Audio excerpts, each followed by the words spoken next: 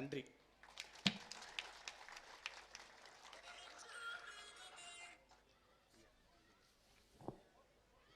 உண்மையிலேயே யோகானந்த் அவர்கள் பெயருக்கு ஏற்ப இன்று யோகம் கிடைக்க பெற்றவராக இருக்கிறார்.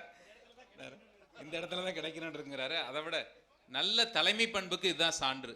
தன்னுடைய அலுவலகத்திலே வேலை செய்கிறவர் என்ன பணியை செய்கிறார் என்று கண்காணிப்பது மட்டுமல்ல, அவரிடத்தில் இருக்கிற தனித்திறமையை கண்டறிந்து அதை வெளிக்கொண்டு வருகிற மகத்தான தலைமையாக நமது தமிழ்நாடு பாடநூல் கழக தலைவர் அவர் இருக்கிறார். இப்பொழுது இவர் நாமக்கல் மாவட்டத்தில் யோகானந்த் அவர்கள் பணி செய்கிறார் என்பது நமக்கு சிறப்பு சேர்ப்பதாக இருக்கிறது.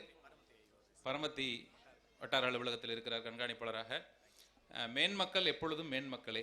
எல்லோரையும் பாராட்டுகிற உன்னதமான குணம் இந்த மனிதரிடமிருந்து நாம் படித்து கற்றுக்கொள்ள வேண்டியது என்பது இந்த மேடையில் நிரூபணமாகி இருக்கிறது. வாழ்த்துகள்.